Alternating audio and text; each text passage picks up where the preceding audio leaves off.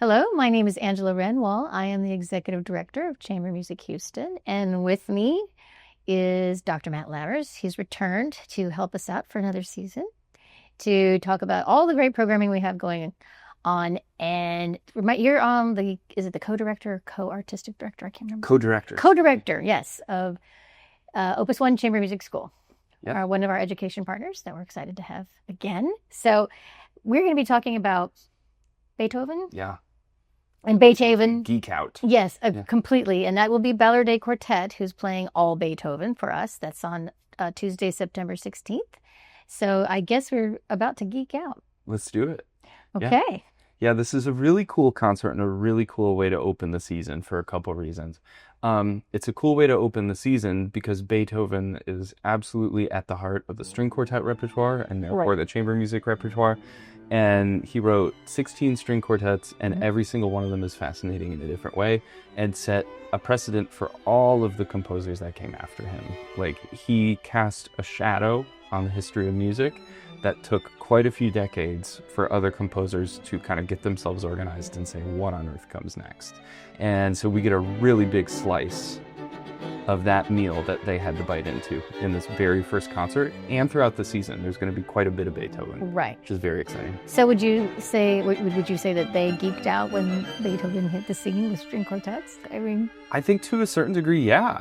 He was a composer. He was one of the first composers who was writing chamber music on such a scale and in such a way that it was his most adventurous, most experimental, most unusual, most avant-garde stuff. And, of course, you had Mozart and Haydn before that point writing bucket loads of string quartets. Exactly. They were a little bit lighter and perhaps not the zone of most experimentation that those composers had in their lives. With Beethoven, I mean, I'm a chamber music nut, but I will advocate for the end of my days that the string quartet is where Beethoven did his most inventive things, and at least in the greatest quantity. Do you think it's because he perhaps brought a lot of his emotional life to what he was doing in ways that maybe Haydn and Mozart didn't? Because theirs seemed a little more, their works were a little more structured, a little more. Do you think that maybe is why the experimentation sort of happened organically? I think emotionality played a huge part of it, just simply like biographical things about his life that made it an extreme struggle to exist for him, played a huge role in that. And we see a trend from Haydn to Mozart, and then Beethoven and Schubert and Rossini, and those guys are kind of in the same time bucket. We see an overall trend of music becoming more and more extroverted, a little bit less formal. We're kind of pushing the boundaries of the way music is organized in terms of harmony, in terms of rhythm, in terms of form is the way we call it, like the way the movements are put together. And so Beethoven comes onto the scene when that train is already sort of in motion, thanks to Mozart. And Beethoven actually studied with Haydn for a little while. So he had a very, very skilled understanding from a young point in his career of how chamber music was constructed and symphonies and such. Of course. And, so Godfather Haydn sort of gave him the tools in the toolbox to do this kind of experimentation in a way that has a lot of integrity and a lot of intentionality, and in a way that certainly we see the psychology of the composer become more and more crucial as we work into the Romantic period from the classical period. Yes. And that's something that Beethoven sets the wheels in motion in a really big way, is that you cannot separate the construction of the music from the psychology of the composer. They're one and the same. And we see that in literature. We see that in painting too, as we work our way into the 1800s and beyond. So one thing that's unique about this, being able to look at only Beethoven's works in this one concert, typically we'd be comparing composers to each other. But this might be very interesting to compare him to himself. Oh my gosh. In some ways, which is a much broader psychology experiment or discussion. I mean, he evolved a lot. That's what I'm thinking. Or devolved, depending on your preferences.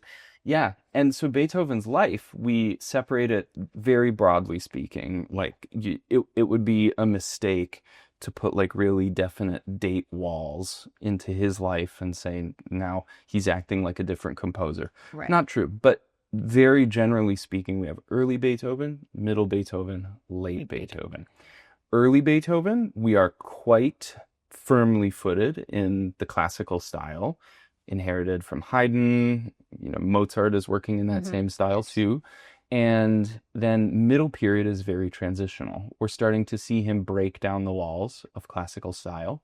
And then the late period is when he goes absolutely berserk, kind of taking the ingredients in the grammar of harmony and reinventing it, revising the way it works. And, not just harmony, but all these other variables within music. So you have sort of following the rules, but rambunctiously so, deciding the rules don't matter as much, and then total freak out. In this concert, we get to see basically all of them. A little bit of each other. As I described, a little sampler of these periods of his. Like a charcuterie board of Beethoven's freak out and the life crisis. Yeah. That's great. Yeah. So we know the first one we're going to talk about is number 3, which I have read is, many people have said is chronologically is first.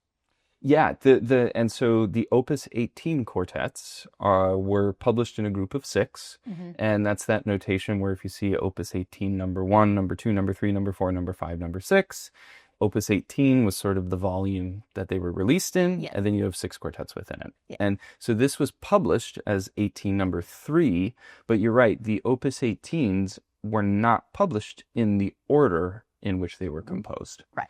And that's pretty interesting. Well, that might be why Balourdet chose this, obviously. They're giving us this opportunity to do a real thorough look at Beethoven's range. Yeah. So I'm actually looking forward to this. Yeah. And among the Opus 18 quartets, I would say number 3 is really quite classical with a capital C. But I read this, Yeah. And for example, Opus 18 number 4, the C minor, sounds a lot more like midlife version of him.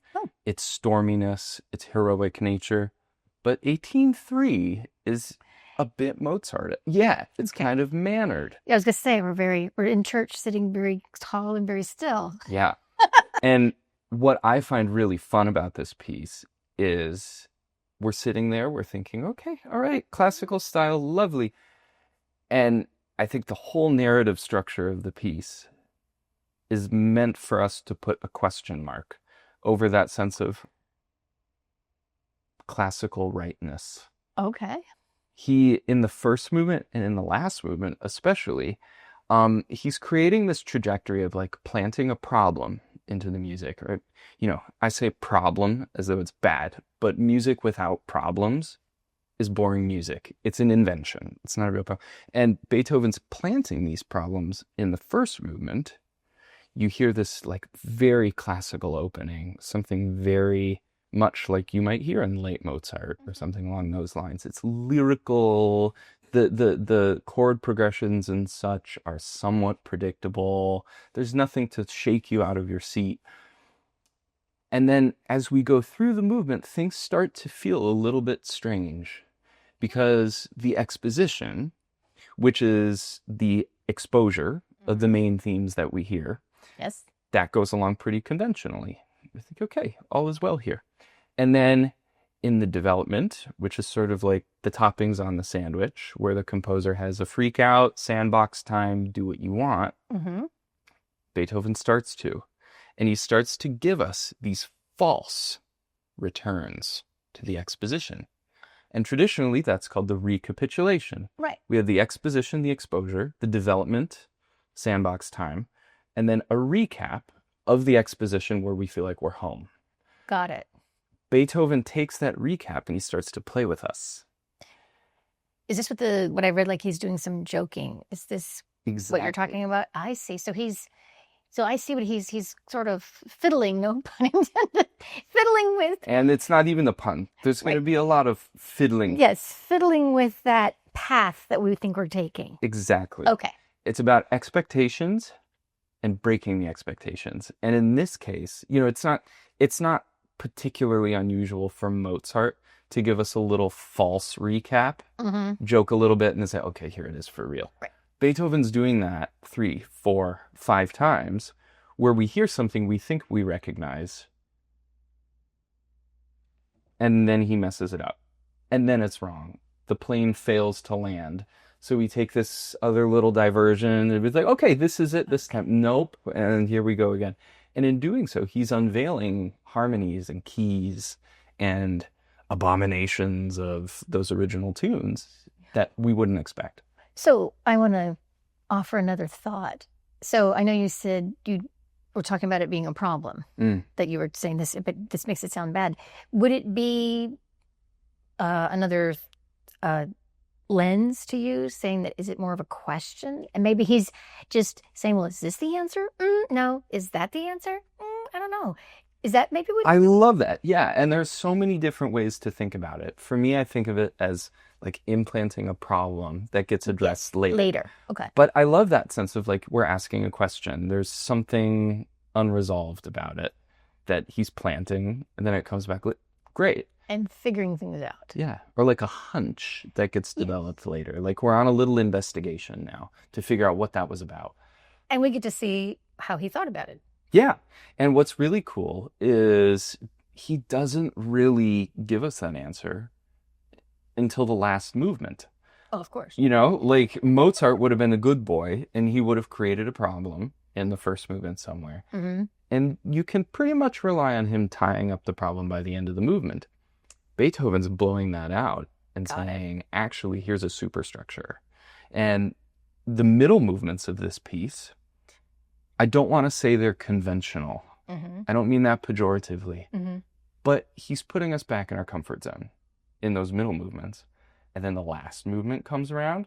Yeah, exactly. And you're like, oh, yeah, I totally forgot that something's afoot. Something's amiss. Right. Got all relaxed. Got all... Yeah, I know. Yeah, you're like, okay. Okay, right. we know what we're doing now. No.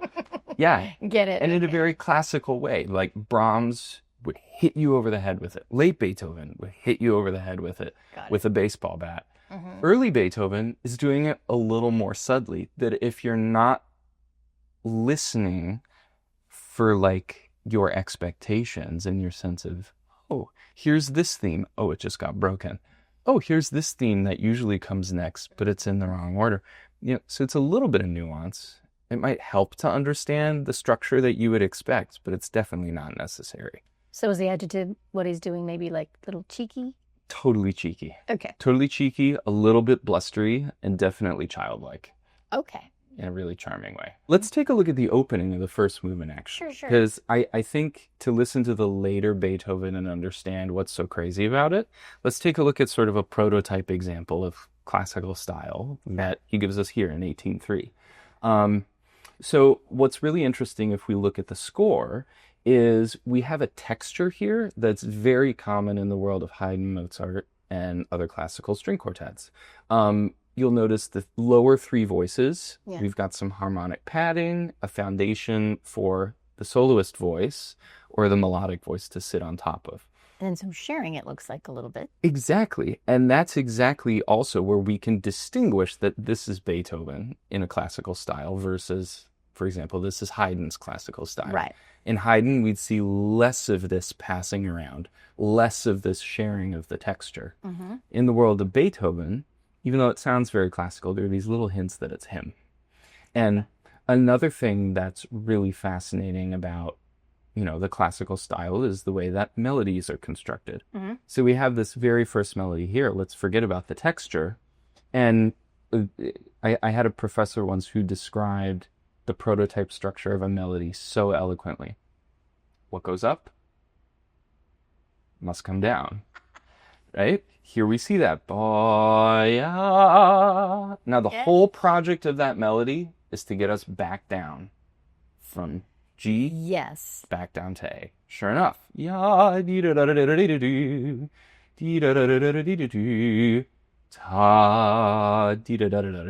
then a little tail where you're like, oh, okay. Yeah, right. And so everything about this is prototypical. Like, it's beautiful. That's not meant to diminish it. But everything about this is as it should be. So he's meeting our expectations at this point. He is. We're sitting there going, lovely. Yeah. Thank you. Yes.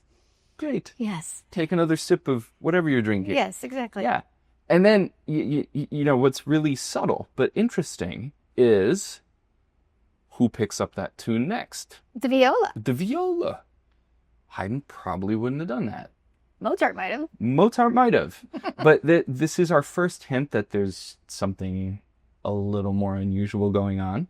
Because the lead is taken by the viola and then second violin. An inner voice. Right. And then it gets passed up the second violin.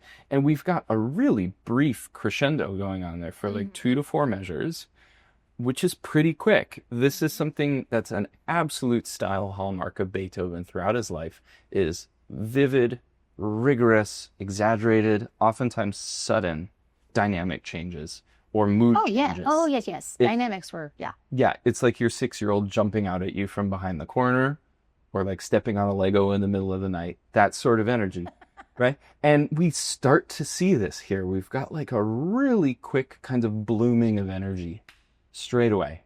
Got it. So he gives the melody to us in the first violin in an almost generic sort of way. And then almost we go from forte to piano, basically. Yes. Exactly. So right away he's saying, okay, we're in style, we're being good, but it's me. Yeah. Hello. He's peeking out, right? And we have this like florid little violin cadenza that happens. Yeah. And again, it's just too soon for that. Even though it's so clearly in the classical style, it's too soon. This kind of music needs longer. You have to earn stuff like that. You have to earn a violin cadenza. You have to develop it enough that the structure, that the texture has time to sit there, and then you break it down. But he's just immediately moving us into textures that we haven't earned yet. I think I understand. Yeah. So he's moving the pieces around a little differently, and maybe he's just saying, okay, I'm not going to wait for that whole introduction thing. I'm just going to give it to you right now. Yeah. So like another way I think of it is he's almost discarding formality. Like it sounds like the style, but he's thinking, just let's get on with it. Yes, yeah, that's what I was saying. Yeah, that's what it feels like. It's beautiful, but a little bit impatient. I was actually going to say, do you think he's being impatient? And I thought it's a little rude to Beethoven, but yeah, that's what it kind of... he's totally impatient, right? And he should be. Like, he didn't know this, but he was he was going to go deaf halfway through his life. Like, yeah, bro should have been pretty impatient, even though he didn't know that. But yeah, and so it's just a little fiddly. And then as we keep going on here, take a look at these textures that come as we approach the second theme here. Yeah, I've got some harmonies going on. Exactly, and harmonies that are really quite rhythmic in nature, which we do see in Haydn and Mozart. There's nothing weird about that. But look how frequently these rhythms are like passed around, the layering of them is changed. Look at how often it's crescendoing and diminuendoing. Like the level of detail is, again, it's just moving around really quickly, really fast. And it looks like some of it is even, I mean, I don't know what to call it, but I know from having been in piano, like da-da-dee, da-da-da-dee, it looks like it's really more supportive, not always necessarily the melody part. Right? So you have active things that are not necessarily the biggest focal point. Yes. And one way we could describe that is the texture is thickening. Yeah. Right? And it's so, like, visually, one page of the score. Yes. Yeah, one page of the score, we go from, like, very Haydnish texture, bottom of the page, whoa. Bam. Yeah. A lot of activity. Yeah. Yeah. And then we can also see, too, like in a very general term, when we see pitches that are not in the key signature starting to populate the score all over the place, that tells us we're on the move as far as harmony goes. Yes. So we're either seeing harmonies that are not correct in the key appearing, or the composer is modulating and changing the key and moving us to a different center of gravity. Yes. And, Haydn and Mozart would have taken quite a while to prepare something like that, relatively speaking. Mm-hmm. I mean, one question, so I'm spotting. So is this high of a note typical at that point too? That's a really good question that I hadn't even thought about. I mean, sort of. Yeah, that's a high G, right? Yeah. And we see this trend throughout music history that as musicians get better, the music is able to get more challenging, and virtuosity turns into one of these things that indicate the progress of time. Right. That is 100% going on here. So we have the violins soaring up. This isn't higher than like Mozart or Haydn would have written. Right. But it might have been something that belonged in a much more dramatic moment in the piece, and Beethoven's rolling up with it. And we're only in measure what? like 30 something. Yeah, right, exactly. He's like, he's pulling all the stops out right away. He's like, I can just throw everything in the toolbox, right? It's just like, who needs to wait around for this? Here we go. Yeah. And then, if we jump ahead a little bit too, this is another super Beethovenian thing. This SF thing right there. The sforzando. Sforzando. Yeah. So that's something that like Haydn or Mozart would have used in a very choice moment. Like, whoa, here's the climax of an entire section or passage, right, or something particularly weird. Beethoven, we're on the second page. Clearly, this is not a climax, but he's giving us these indications of impact and intensity. And actually, there's another little hint here in this passage that we're looking at Beethoven, which is as he goes through his life, he takes meter, he takes rhythm, the sense of groove, and he kind of makes a project out of either removing our sense of regularity like that or distorting it to mess with us. And we're starting to see that here because we have these sforzandos, sforzandi, which are intense accents, emphases. Yes. The meter is 4/4.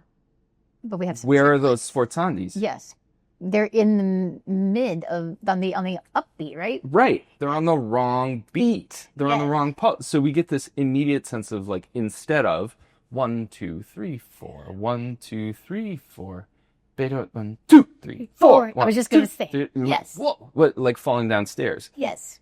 And this is another one of these things that we can start to expect later in the piece. Like it's one of these problems, questions that he has to grapple with later in order to have a reason for putting it in here. I can almost imagine him sitting there writing. He's like, okay, but what if I do this? Yeah. I've really messed with them. Let's see what How happens. about we do that? Yeah. Right. And something that I enjoy thinking about the classical style is there are expectations for how things should pan out, or like there are patterns at least. Yes. And like the intentionality back then of having to like put some ink on your quill and write down something weird, you had to have really meant it. Like the act of composing a detail was an investment. Yes. Right? And to revoke that detail, you've had to scratch it out. It's a problem for your publisher. And so stuff like this, like the mindfulness that went into creating these problems, can't be questioned. So you had to be committed. Everything was intentional. Yes. Everything was intentional. And that's, I think, what gives us license to drill into such detail. Well, I think what's interesting, even though I don't hear it, I know it, but even just seeing the marking, sforzando, I can already just feel that, going. My part of me is just like knowing what that is going to be heard like. Yeah. And so it's interesting because I haven't really seen a score like this before. Really? I have because I play viola, but they're not nearly as complicated because I'm still very new as a violist. So this is, I would never have encountered such complexity that would, warrant such a interesting conversation. Yeah, it's cool. and like, even if you don't know how to read music, you do, but many attendees may not. Reading a score, like, you don't have to understand what the notes mean in order to kind of roughly be able to follow along with what's going on. Right. And if you're curious and you're okay with looking like a dork, I highly recommend printing one off and bringing it for like one of the pieces, because it is this borderline visually artistic representation of what you're hearing, and it can be sort of an attention anchor. And it does. There are things that stand out visually that kind of guide the way you hear the piece too. Like, one more detail in here would be like, look at like this cello. Yeah. Has a freak out, right? And right. This is fairly virtuosic stuff for a cellist. And also we have a forte piano, sempre staccato, which is a lot of detail, a lot of information, more nuance than we would have gotten from Haydn or Mozart, for example. And sempre is always, right? Always. Yes. Yeah, always staccato. Like, there's real precision there. There's a lot more detail here that would reveal this score as Beethoven if you looked at it without even hearing it or without even knowing what the piece was. you would see that these sort of classical textures, but with more detail that indicate the weirdnesses. So I hate to say something rather naive or what. I guess, I mean, I never really thought about the composition process. Mm-hmm. I mean, I really never. Obviously, he had to put so much thought into this. It couldn't have always just been, well, let's just try this and see everything. It sounds like he really did have a plan, even though you could argue he might have sometimes not had a plan. Right. Well, yeah, I mean... You know what I mean? Yeah, I do. And I think Beethoven and Mozart are a really interesting dichotomy to look at, because in his time, Mozart lived a little more than half as long as Beethoven did, but he composed... Please don't fact check me. He composed like twice as much music. More than that, I think, like 5 times as much music, or at least published number of things. Yes. And lived half as long.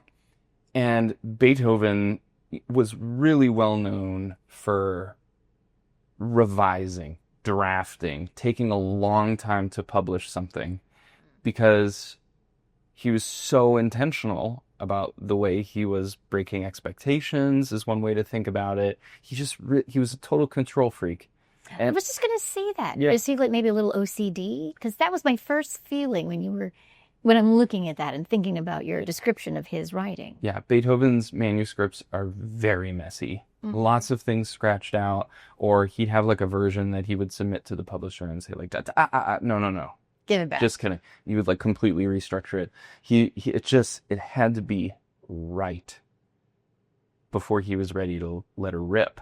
And, Mozart, on the other hand, like, we have someone who really understood these patterns of composing and largely stayed on those tracks, right, and would diverge and create jokes and create problems in a way that was a little bit closer to the tracks. Mm-hmm. And it almost feels more intuitive or more improvised in the world of Mozart, whereas in Beethoven it feels crafted. Would this be an odd thing to say? But I would say that thinking about the music of Mozart and Beethoven, do you think that maybe Mozart felt a little freer to experiment, and maybe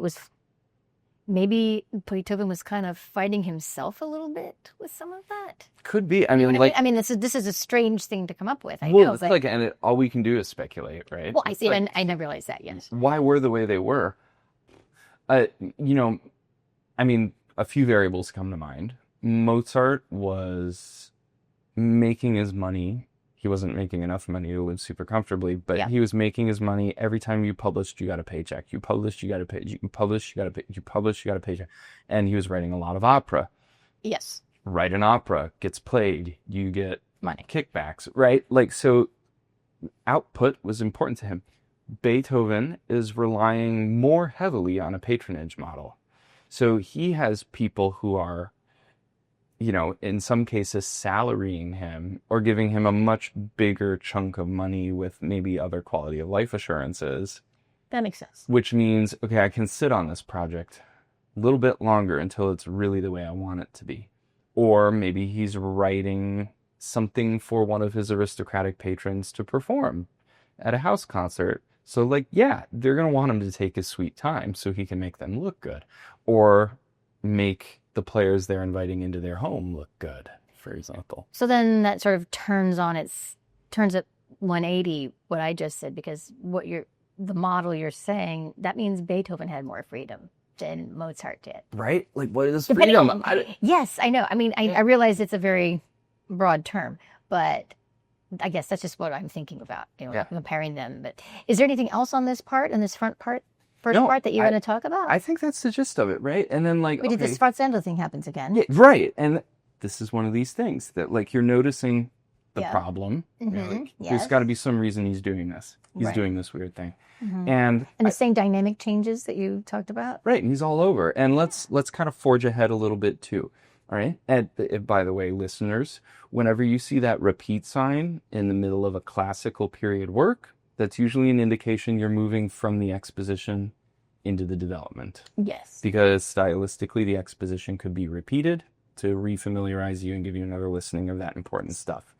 And so you'll notice straight away in the development, look at all of these accidentals.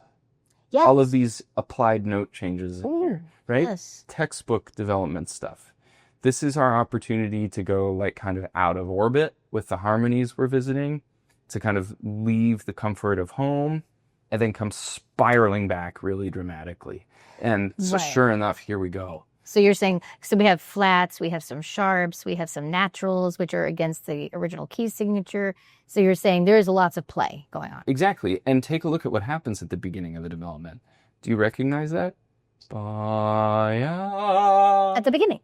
Exactly. Yes. At the beginning of the development, the sandbox, he gives you what seems like it's going to be just like a very simple reiteration of the original theme. But we've It's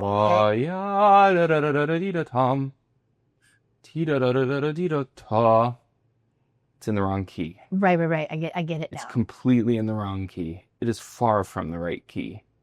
So, again, he's planting this problem into the music that, you don't need to understand how the music works, but it requires a certain level of being observant in order to realize, oh yeah, I heard that already.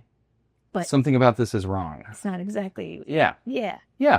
And so we start to see these classical textures again, and then just take a look at all the vigorousness that happens here in the development. Even again, yes. It's like the musicians are fighting in the string quartet. So the viola's doing the sforzando, but nobody else. Yeah, and the second violinist is having an episode. Yeah, it's like everybody's just kind of spazzing out. Right, nobody's conforming correctly to their... What are they doing here? Yeah, but... Yeah! It's like, okay, chill. Right? That's what I was going to say. Yeah, and not only that, but Beethoven writes fortissimo. Again, not something that Mozart and Haydn never wrote, but something they were less consistent with. Yeah, and then we go to pianissimo. Pianissimo. Right. Yes. Okay, yes, textbook Beethoven. Massive climax. Just shut up. Yeah. Yes. Right, like totally weird. So he's setting the stage, and then... Right? Oh, here, let's take a look. Okay. Straight away, do you recognize this sforzando melody? Jump, pa, dee da dum, pee, da da da dum, ba dum, ba dum, pee dum, ba dum, pa, dee da da dum. That's from the exposition. Okay. Right? That's our second theme. And when we get there, we think, oh we're home. We're back. No weird stuff. Woo! Yeah. All right, I've got my second theme again. Just even visually. Yeah. I can tell. You can see fortissimo, sforzando. This. It looks like pillars in the score. Yes. Where he's saying no.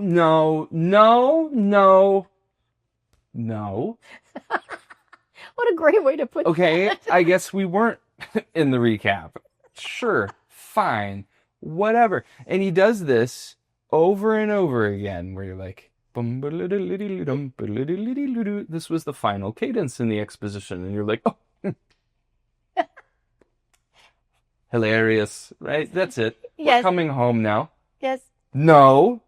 And he's saying it more emphatically with these silences in there. Yes, because it's like, yes, very much so. Right. He has to convey the harshness with which he's kind of breaking protocols here. And that's the biggest dramatic feature of this first movement is he creates the sense that this is going to be conventional. And then, what is this, like 6 to 8 minutes into the piece? Suddenly it's very unconventional. And it does not at all do what it's supposed to. That's very Beethovenian. Okay, and so this, chronologically, being the first one he wrote, he just kind of went, how people talk about, looking outside the box. It kind of seems like he's like destroying the box. He did that. Yeah, he did that from the very beginning. That's what I'm saying. He was just like, no box, no. Beethoven as a child must have been. Yeah. He didn't fit into behavioral structures, I'm sure. He probably went through more than one nanny. and piano teacher, and sure, it was endless. But That's very interesting. yeah, it is. And then, we get into the second movement, Andante con moto, beautiful lyrical thing. That's as it should be. Slow movement comes second. And then the third movement, we get into this very dance-like, jokish kind of like elegante. So here we go. Welcome to the ballroom. We'd expect kind of a minuet or some sort of dance to come. Sure enough, that's what we get. And there are hints it's Beethoven. Right? He never gives himself up, but there's nothing too crazy about this. And then the last movement, it's an absolute barn burner. It's like showing up to a country dance in the middle of rural Oklahoma or something. It's an absolute fiddle fest. Everybody is so busy. I mean, just look at this texture at the beginning of the movement. We have the first violin. Actually, it sounds like that. I have no idea when that was composed. Right. It'd be fascinating if he was actually quoting that. Again, don't fact check. I don't know that that's true. You're just supposed. I'm just throwing that out there. Yeah, but it's similar. And then the second violin jumps in. Well, I can do it too. And then the viola and the cello just take it over. They're just like, okay, let us try. Yeah. We got this. Totally not their role. In opera, there's a term Fach, which is like, there are certain roles or certain expectations for a role that a soprano might play. The diva, the damsel, rage aria, or something like that, right? And then it breaks an expectation when that role does something else. Right. Same thing's going on here in the string quartet.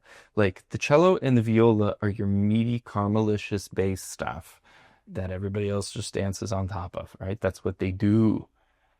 Not and there. He's just instantly like, nah, you guys go for it, fiddle away. And that just sets the tone for the whole movement. Well, do you think it could have even been just practical because you said how busy and how virtuosic this was? Maybe he was like, okay, they're going to be dead. We're going to have to let these others take over. Yeah, right. It's theatrical in a pretty simple way. It's cool. Yes. Yeah. And then again, we've just got this gesture that comes at sort of the end of the first phrase. And actually here, I'm not allowed to look at this. Oh. Right? We're going to do a little rhythmic dictation moment here. All right. Right? So if you were to sing little snippets of two notes at a time, da da da da da da da da da da da da da da da da da. Here's the beat, and here's the beat, and here's the beat, and here's the beat, and here. What does he do? He's doing against the beat again. Da da da da da da da da, and he's doing it really aggressively and loudly. Get it? Right? He did the same thing, just in a little different way. He's taking a very regular dance-like vibe and completely distorting it and turning our expectation for I understand what the meter is, and throwing that out the window and saying, no, the emphasis is here and here and here and here. And the very tame version of what he does later in life. And so he already just started with that kind of mindset. Completely. Just got better at it. Yeah, or more brazen with it. More brazen with it, yes. Yeah. Yeah. And so this whole last movement, so rhythmically it's fabulous, texture / virtuosity wise, right. So exciting to watch everybody freaking out on it. And then the turns that the harmony takes. Okay. Bananas. Totally bananas, right? He planted that seed in the first movement that we can flick in and out of the right world of harmony really fast. And he does it a couple times there in really choice places. Here, it is all over the place. He saturated it, almost as if to say, you thought that was weird? Check this out. And it's just, he's finishing phrases on a harmony that's so distant from the key he was pretending to be in. And it's like being put in a blender. So as a performer yourself, as a violinist, I mean, if you were going to pick which part, would you pick violin 1 or violin 2? Would there be any difference for you? If I played all 4 instruments equally well, and I don't, okay, and I don't, or all 3 instruments, it would be extremely difficult to choose. It would be impossible to choose because of the sort of equality almost that he's built into this. Yes. He's really turned the quartet into an organism in a way that is sort of hard to conceive of when you have a solo voice and three others. And so I couldn't choose. I absolutely couldn't choose. And that's a terrific answer, because that's what I would have thought. Yeah, and that's kind of a fun way to think about the movement too, is every single person being like, no, my instrument's the coolest. No, my part's the coolest. And it's just, and then the piece is over and you're like, you're all the coolest. Okay, good job. Because that probably never happens in a quartet itself. Like, no, I'm the coolest. Yeah, no one never. Oh, never. It's very athletic. It's really exciting. It's going to be a very different listen now for me. I hope. Absolutely. So just ask yourself, what am I expecting? What am I expecting? What am I expecting? What am I expecting? And listening with that kind of template allows you to feel the surprises. So, okay, I'm going to tell you, I'm like exhausted already. Well, just wait. No, I just mean, that was just like a lot to really absorb, and it is great to absorb all that. Yeah. So I know we have more to talk about than that. Yeah.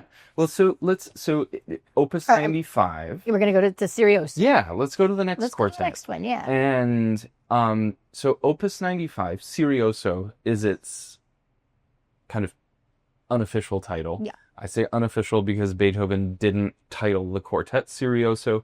We get that term from the third movement, which is indicated like allegro non troppo ma serioso or something like that. And people went, that's a cool word. Let's call the quartet that.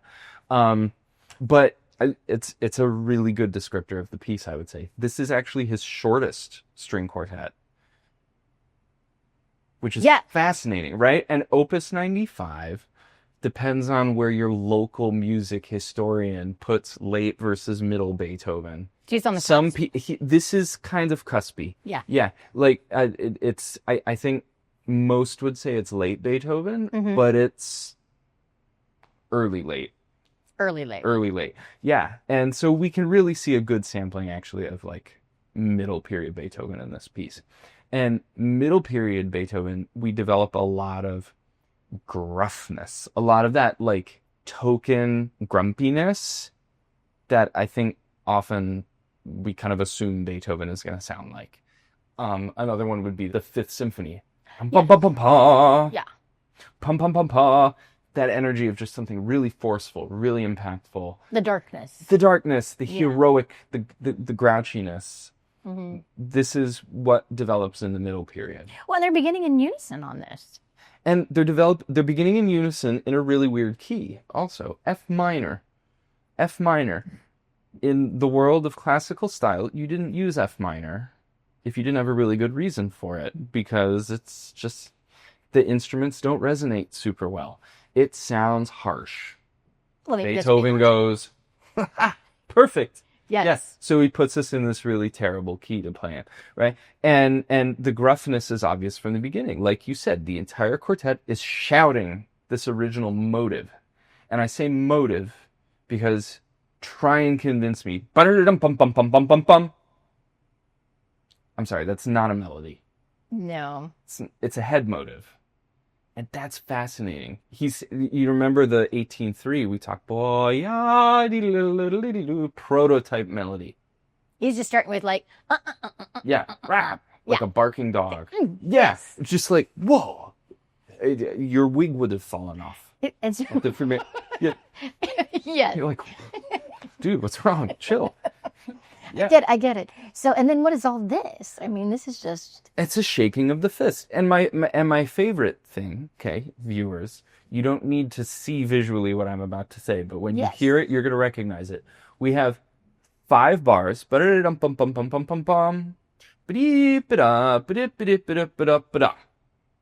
an F minor. Look, instantly. Cello. And we've got accidentals. We have G flats going on. He goes from F minor to G flat major. Yes. Without the remotest preparation other than a silence. right? 18.3, something harmonically weird is an anomaly that we should take note of. Fast forward to Opus 95. This is just what we do. I get it. This is just what we do. Yes. Jackhammer harmony. Like, boom! Welcome somewhere else. Yes. And it's all very quick. Right. The changes are quicker. Is that? This is Beethoven's shortest quartet. Right. Check that out. Right. He's using alarming compaction as a technique. And the entire piece follows that pattern. We hear it right here at the very beginning. This is going to be terse. This is going to be intense. This is going to move really fast. Buckle up. Wow. Okay. Yeah. And, you know, and by this point, too, we're still sort of in a classical-ish style here. The second movement is beautiful and slow, and it definitely goes to some worlds, some places that he would not have done early in life. There's no doubt about that. Really? But the overall fact that a slow movement is coming after a really jiggly opening. We're already in a different key here. Right. Yeah. Right. So this is a little bit normal. Like he's still hanging on to the vestiges of the classical quartet. Like we can still tell what he's doing is related to that. It's kind of like he's like ripping the paint off of something. And it's just like, you know what I mean? He's like thinking there's something underneath it all that he's trying to uncover. Maybe? Well, this attitude of like, nah, to hell with it. Yeah, I'm going to do it. This is also where we talked about like the psychology and the music itself can no longer be separated. This is where we see that. Like biographically, we know at this point he was almost completely deaf. Really? He had contemplated taking his own life already. Yeah. He'd been through catastrophically, financially and emotionally draining custody battle over his nephew who was being abused. I remember that. Right? So by this point, his life has kind of sucked in a variety of ways. And like we know for a fact that his rationale for saying, no, I'm not ending my own life. I still have something. Like this is a deaf composer pianist. Contemplating what on earth is my point? What is my purpose? What is my function if I don't have my hearing? You can say, all right, I'm going to give up. Or you can say, okay, we're going to get down no to holds barred. Yeah, exactly. Let's mess it up. Yeah. Like if this is what I need to do in order to express myself, that's what's going to happen. We're not messing around. And this is the beginning of that psychology. It's not the beginning, but it's a version of that psychology that continues to evolve through his life. I have an interesting thought on that, but so, I mean, I'm sure he was not pleased with the powers that be that allowed the deafness to happen. I'm betting this was a very injustice moment of like, why? But I'm wondering if he was just like, okay, if you're going to break me, I'm going to break this. Yeah, or I'm going to pass that along. Yeah. And it was, and the intention, or at least the way that he wrote about it, and I feel confident in believing this because I hear it in his later music, is not so much, okay, I'm going to pass this abuse on to the world. I don't mean it quite like that. I know, yeah, but it's, and that would be like a very extreme polarity response. Yeah. And at the other end is, through my suffering I shall create beauty. Yes. And my voice shall be honed. And he's living in like a not as angelic part of that side of the spectrum, I think, where it's like, I'm going to grapple with my struggle in order to create unrestricted beauty and expression. Yes. So I guess I should rephrase. So almost like every spiritual awakening of sorts begins with darkness, is what I would say. Maybe spiritual reckoning. That's fine. Kind of how this fine feels. too. Yes. Yeah. So it's, I mean, it's like, this is making some sense. Like what I know about him is just life circumstances. And then this is the result. This is where he's putting all of that. Yeah. We didn't have therapy back then. They didn't have, you know, your local group that would help you with whatever. He just had what he had and then used that. So I'm going to hear this in a different way. Yeah, and think about being deaf and a grouch. That's a pretty isolated existence too. Like not only do you not have therapy, but like your connections to the world around you are very limited. Yes. And so much of what happens in your existence is happening here. And he found a way to channel it, to like spit it out somehow. Yes. And it's incredible. And like you can tell he's pretty angry about it. Or at least that's an aspect of his life that he needs to figure out how to express. Well, and it's obviously a testament to his extremely, his genius to be able to know that this is going to work and do what he wants it to do without hearing it. Right? Incredibly. Serious. I mean, brave in a way. And like imaginative. Like truly, like his imagination of how something would sound had to have been so acute. Yeah, so I'm saying he had to just had that interior, all those instruments had to have been part of him in every possible way, that he intimately knew exactly what they were doing in every moment when he was writing this. He had to know every beat, of course, and every moment. Yeah. And I think totally speculatively, if he hadn't done all the weird things he did in the early quartets and early in life, he would not have had the toolbox to do what you're saying later in life.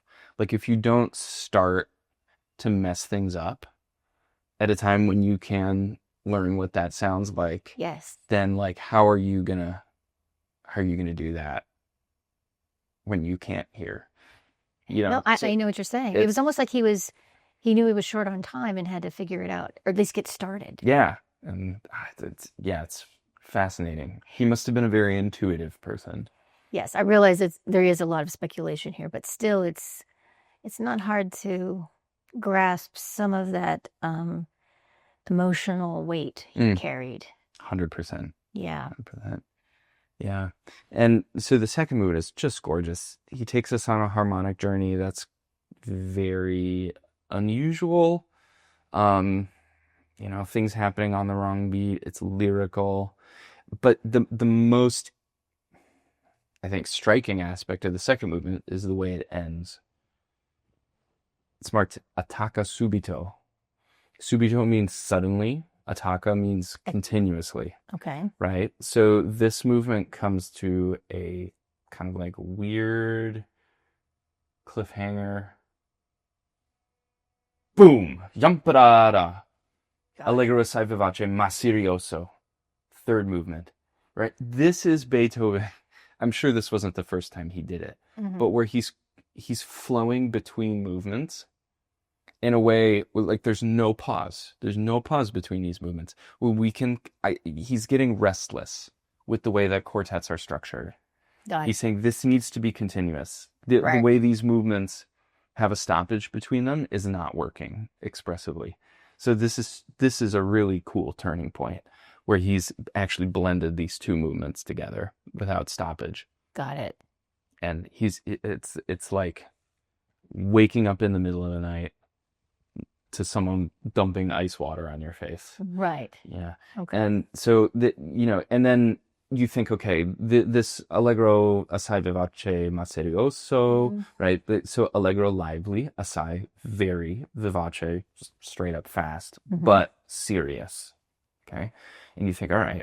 So a little aside there, is he one of the first ones who gave such complex direction like that? He definitely is. This is not one of the more complex Beethovenian instructions, but it definitely is trending towards a lot of information. Yes. Yeah. And he also, over his life, used a lot of words for the first time that we hadn't seen other composers use. Okay. My favorite is in Opus 130, so like fast forward. He uses the word beklemmt in the famous cavatina, which is this sense of like being so overcome that you just don't know what to say, but something has to be said. And it's such a descriptive word. That's just incredibly profound itself, let alone hearing the music that goes along with it. And go listen to it. Yeah. 1:30? 1:30. Okay. Yeah. And it's incredible. It's incredible. And So I didn't even notice that, but I mean, I just realized that, yeah, he does seem to be a little wordier than other things I've played. I mean, I haven't played everything, completely. but he does kind of get a little more descriptive as he goes. He's giving pretty clear expressive instructions here. Mm-hmm. And so then this third movement, it's kind of rageful. It's tossed off. There's this beautiful middle section where we get this sort of serenity out of nowhere, like borderline apologetic, and then the gruffness comes back in. So like, by that point, you sort of expect it, right? Yeah, but that kind of makes sense. That seems to be his style. Yeah, and the toggling back and forth is really intense. With that whole spectrum, it seems. Yes.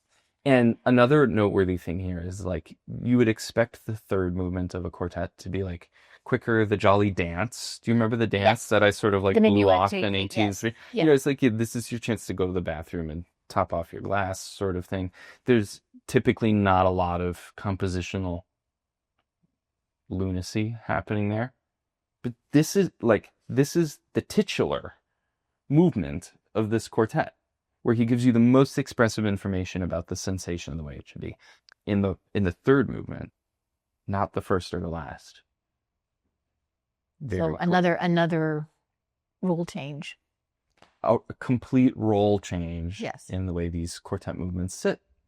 And it's fascinating. And then the last movement it contains one of the biggest surprises in Beethoven, right? It opens with this really like dark, grim kind of introduction. Yeah. Larghetto espressivo.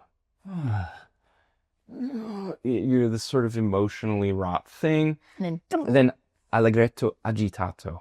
So like a lot of specificity in that language. Just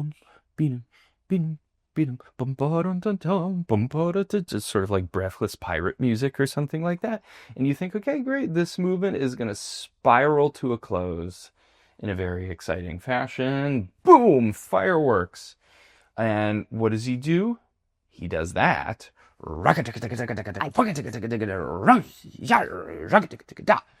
Extremely intense, shouty music, but it doesn't spiral to a close there.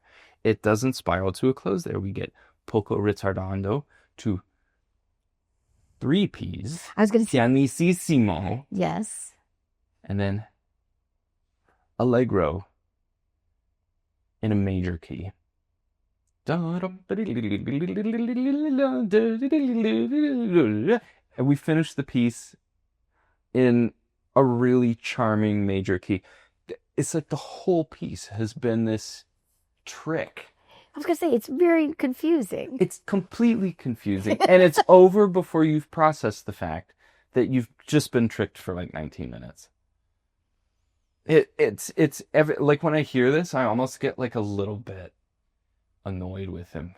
You know, you're like, really, dude? You took me on this Ferris wheel of intensity and like, right? Only, just kidding. And how him is that? Right? How him is that? It is very him. Yeah. Wow. Also, I mean, like, the difficulty of the music, or like the violin, for example, this is concerto type writing. Oh, yeah. So just to kind of touch back on that. Super high again. Yeah. And it's, you know, we are flying through it. So he's also peaking the virtuosity that's expected of the instruments. That is so interesting because, I mean, I've obviously listened to music, but this changes the landscape for me. I mean, I've just never really, I don't know, I will probably start practicing looking at the scores myself anyway, because as a musician, what I'm happy about is, I mean, you're kind of giving me a primer here, but I'll be able to take those, you know, this sort of this outline of how to look at it. It won't be identical, of course, but at least I've got some of the sense of how you're reading it all. You know what I mean? Yeah, and I can do it with my own too. Exactly, and that's the most important thing. Is like my way of looking at it, or the things that I pick up and observe, are a few of many, many, many, many, many, many, many things to pick up and observe, or ways to hear it. And that's what's so cool about music that has this much detail and dimension. Yes, and listeners can do the same if they want. I mean, should. Absolutely. If you don't, you're being lazy. Yeah, then we get to Opus 135, which is just... Oh, the last one? It's the last one. Okay, give me a second to breathe, okay? Yeah. Because, I mean, that's what it kind of feels like it's going to be like. I never get to the concerts, but if I do, I have a feeling, at least the second one you were just talking about, I'm probably going to be like, okay, I don't even know where the intermission is. I mean, I know we just listed them. I'm presuming that we'll have the first two. Then the last. That's... I don't know. I don't know. We're going to find out. But I should know already, but I don't. You're definitely going to need a spiritual reset. Okay, yes. Before this one, whether or not it's in the form of an intermission. Exactly. Or a moment to just... Yeah. Let me drink a water for a minute. Yeah. Whoa. Yeah. At least that's what it feels like after that. And when you're saying the trick at the end, and you're just probably grappling with that moment. Yeah, you're... Wait a minute. Okay, so now we're at the last quartet. This is number 16. Yeah. Okay. 135. So this is like his last statement. And what's interesting is he kind of gave his last statement multiple times. He was in a bad way for the last period of his life. So I'm sure there were multiple quartets that we know he thought to be his last. The first of the last was the Opus 130 that we mentioned. Yes, the one you said. Yes, the Beethoven. Yes. He thought that was it. Thankfully, it wasn't. So each of the last quartets is sort of like a unique reflection on mortality, or at least that's one of the ways we can look at it. And well, that kind of makes sense because he maybe didn't even know if it was his last statement yet. Right. He didn't really know. He was like, okay, now at this moment, this is my last statement. And I guess I'm still around. I guess I have another last statement. I guess we'll try it again the way I'm thinking you out. And I'll do another one. So that kind of makes sense because if he was so, up and down with his own circumstances and his own life, then that makes perfect sense. And by the time he gets to the very last quartet here, he has completely dissolved the expectations of how a quartet is structured. He's completely dissolved our sense of meter and time and the necessity of having regularity with our meter and time. He's gotten rid of that. That's not to say he never uses it for an effect, but he's already told us, can't rely on that. Same thing with harmony. He's taken classical harmony, which is sort of like pillars built on a baseline. Right. That's a massive oversimplification. And now he's created a really fluent version of what we call chromatic harmony. In classical harmony, you have a tonic or a home key. Yes. And the language is built around how you return to that key. And related keys is where you land. Yeah, and how far we go from there. Our sense of space is all about that home key, that tonic. Okay. And chromatic harmony is a version of creating chord progressions where things are much more quickly accessible. For example, two keys that are very, very dissimilar from one another in the classical style. It would take Mozart or Haydn pages to modulate from, D flat major to C minor or something like that. Beethoven has created a fluent toolbox where he's able to get there real fast, basically instantly. And that's the world of chromatic harmony. And it's sort of like, it oozes around. And and the music doesn't sound like it's oozing necessarily, but if you were to think about the harmonies visually, it's kind of how it seems to me. So let's take a basic version of harmony, which would be a triad. And then, so some examples of chromatic harmony movements. Right. That can happen. We can take that triad and we can alter one of the members of it. So let's say this represents C major, for example. What happens if I take that third and I shove it down? Now I've got C minor. Because that's one movement away, like checkers. That's a really easy movement for me to do. Yeah. From, in the classical style, to modulate from a major key to a minor key, you got to earn that. that takes time.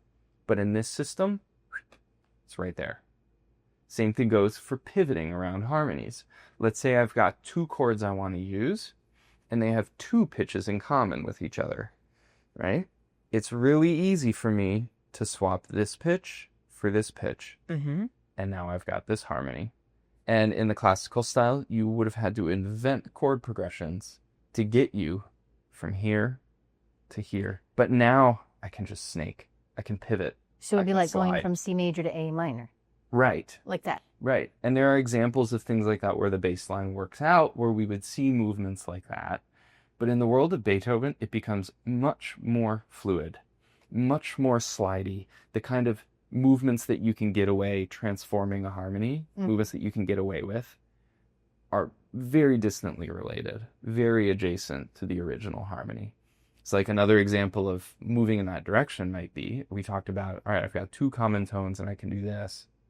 Beethoven's at the point where I've got one common tone and I can do this. That sounds really dissimilar, right? And maybe I'm also going to alter the common tone. So it's suggestive harmony is kind of how it feels to me. Do you think he just became more, maybe with all of this experimentation he was doing, all of this, like not just breaking the box like I was talking about, but like building the box in a different way and then breaking the box again and then building it another way. Was he getting better at building? You know what I mean? Yes. Building, learning how these were working together. Did he learn some secrets? Because if Mozart and Haydn were taking the long way to get there, maybe he was like, oh, hey, like Chutes and Ladders. Hey, we'll just go like that. I mean, was he maybe like discovering it as he went? He's making many different sensations available all at once. Yeah. Many different sensations. If this harmony, the way you've led up to it, makes you feel a certain way, you've got hundreds of options for the next harmony you use, to the point where you can create surprises and an organic version of communication that's endless. Yeah. And he's just moving around harmony as space. Yeah, in a very exploratory way. Like he's like finding, the equivalent of a wormhole that he can just get there quicker. You know what I mean? He's just like, well, this makes sense, and he just goes there. Exactly. He's completely unrestricted with. That's and I shouldn't say completely, because there are plenty of conventions that he's following, like this notion that a harmony is a triad stacked in thirds. Okay, that is like core tonality. Yeah, he's there. Right? He's not completely unplugged from that, but the language is a totally different dialect. It's poetic, it's free, it's liberated.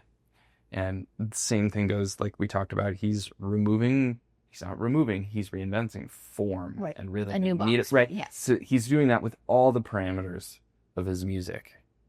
And it's astonishing. Well, because you might think that somebody would just think of breaking the box one time, but he's, like I said, he's doing it, breaking it and rebuilding it, and rebuilding it, just breaking it, rebuilding it. And that's where cool stuff happens. And it doesn't really matter if it's a better box; it's just a different box, a more flexible box, or just whatever it is. I get that. That's just kind of what he does. He's happy to float. Yeah, and he thinks we all should.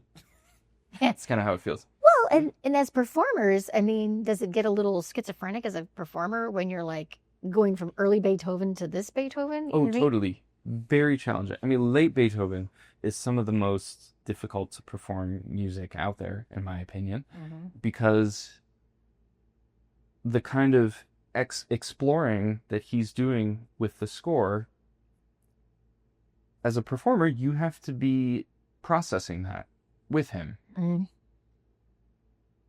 And he's out there. He's really out there in some very intense ways. And it takes a lot of rehearsal, it takes a lot of introspection, it takes a lot of really conscious thought to take Beethoven's experiments and harness them. And the parts are extremely difficult to play. There's that too. Like these late quartets are monstrous undertakings. Do you think that the performers, I mean, this would be obvious to me, but how does it enrich them if they do something like this piece? Does some of Beethoven's, I don't think his genius would rub off on them. I don't mean it that way, but I mean, there has to be something that happens to them that can't even be described, perhaps. Yeah. As they're learning it and doing it and working with each other with the parts. I mean, that's just an obvious thing that happens with every piece. But is there something special that's going to happen with this late Beethoven? I think so. Like, as a performer myself, I feel that. Like, the difference for me is with music that's more predictable, it makes a performance more replicatable. Okay. When something is almost like a thread of consciousness like this, every time I sit down before a late Beethoven quartet, I feel both unsettled and really excited that this will never sound the same twice. It depends on the mood of every single person there. It depends on everybody reacting to the little accidents that happen that turn into really joyful risks. It depends on, somebody getting a bee in their bonnet about a note that's really cool that they haven't played that way for the first time. And you're down a totally different rabbit hole. All of a sudden that note means something.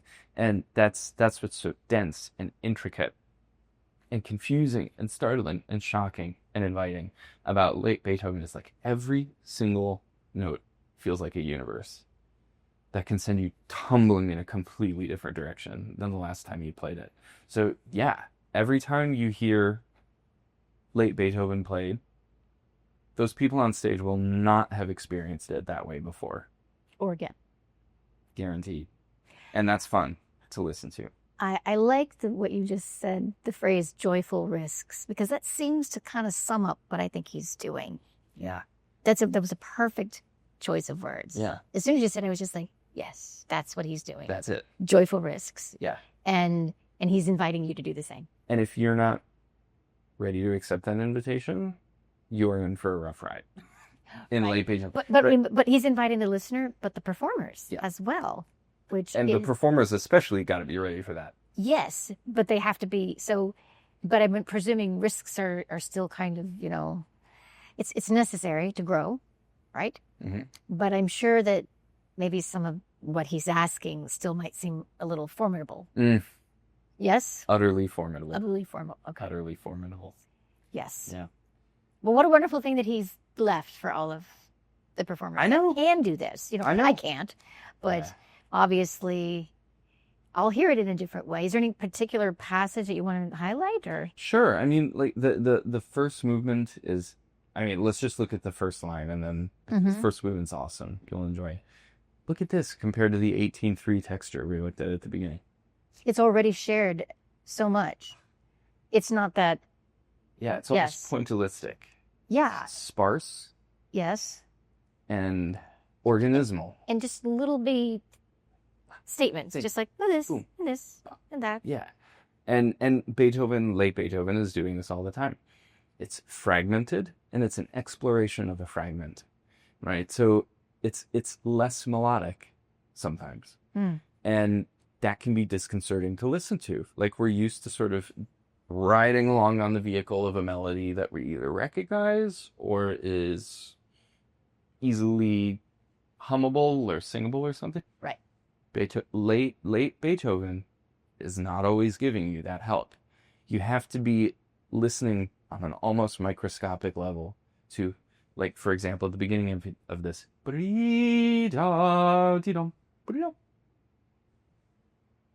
We're going to explore that now. Yes.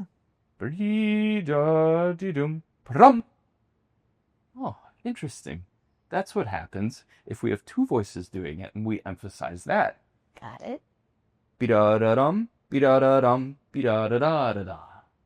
Oh, that's what happens if I take that little rhythm and chain it. Wow. So nerdy. And you've got to be ready to not hear a melody. you've got to be ready to be like, oh yeah, it's fascination listening. It's almost like, I mean, I was just thinking about like if it was like painting, or like what if it would have go. Yeah, you're like, oh, well, right. That's like that little detail is. That's what it kind of felt like when you said that. But it's kind of like the experimentation. You get to feel what it feels like to have that experimentation happening right in front of you. And I think, and it feels almost stupid to be that fascinated by something so simple, which is disarming, And I think that's what he's after. Is everyone, calm down. It's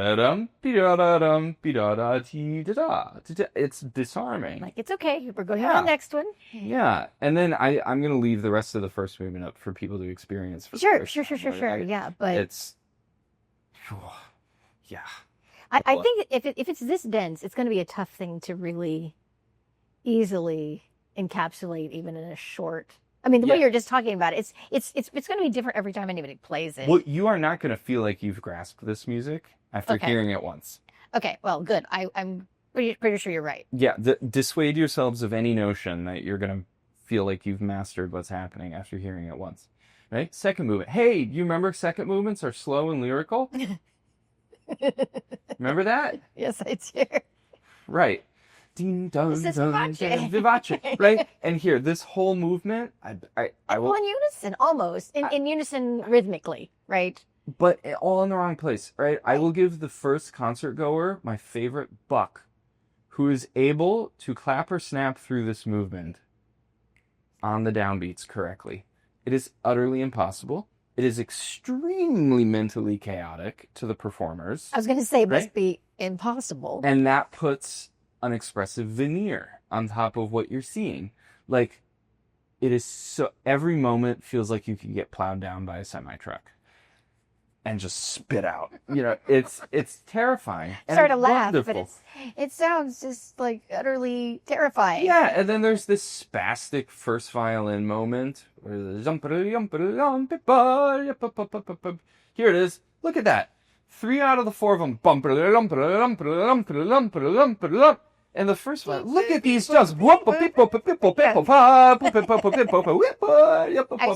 right? It's almost like he's joking at Haydn. Do you remember that 3+1 texture? Yes, exactly. Here it is in a super caricaturized version of itself, where you have a first violin who's gonna need a drink after this, and everybody else is just making fun of them. It's hilarious. Dude's about to die, and he's playing a joke on the first violinist. It says something about a person. I mean, yeah. I would never have thought that I would ever get the joke. And this is what late Beethoven is, right? We characterize Beethoven by being sort of grumpy and gruff, but he does stuff like this constantly throughout the end of his life, where he's saying either stop taking it seriously, or unbelievable moments of beauty and sensitivity. The guard comes down. And then the third movement, Tranquilo. Yeah. Assai lento, very slow. Cantante, singing, e tranquillo, calm. Yes. It's just, this is very similar to that Opus 130 Cavatina, the first time he said goodbye. Mm-hmm. Here he is again. It's an ultimate expression of this sort of moving around that we were talking about, where every chord is like a crystal that you get to admire. And then it's beautiful and rich and satisfying, and then it evolves into this whispered, insubstantial thing, like he's just floating away with you,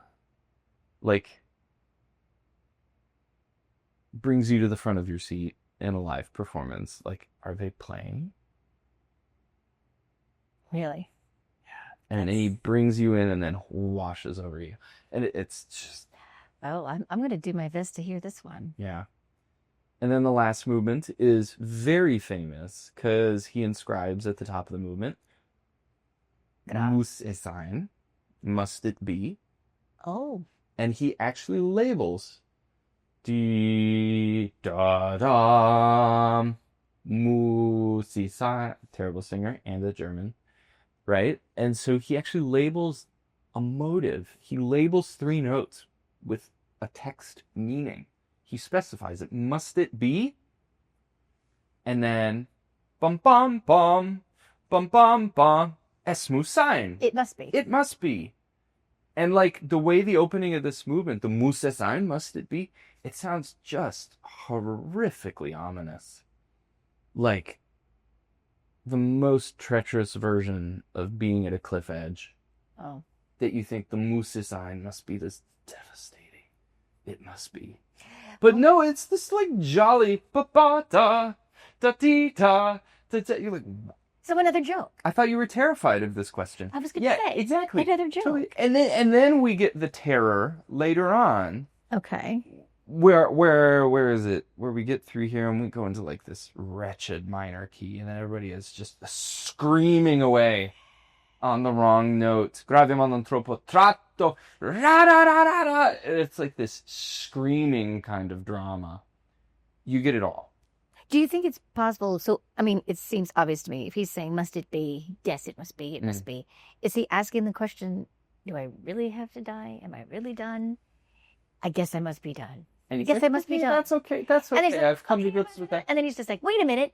No! Yeah, right. It's almost, he's going through the gamut of emotions. It's like a multiple choice Yes. question. Which of these things do you believe in? Yeah. And he's like, I thought that was the one I wanted, but no, this is the one, Yeah. right? I don't know. I'm going to scream about it. I'm angry. Yes. And then What comes after that? I'm not going to spoil the ending. Okay. I'm not going to spoil the ending. I'm All going right. to let all of you experience that. I let Beethoven surprise us. Yeah. I won't even peek. I promise. Yeah. I have to turn this off. That's crazy. Yeah. Sorry. I mean, we've always had some great talks, but I mean, I do feel a little. This is a whole another level of absorption of the music. This is my mind doing it before I get there. Before you hear it. Yeah. Before my senses are involved. Yeah. You know what I mean? Yeah. And so my mind's going to go in with this, and so that's going to be, I guess, that'll be a much more. I don't know, complete experience in a way that I've never had. Mm-hmm. I've never looked at a score before I've gone to hear anything. Yeah. Ever. It's fun.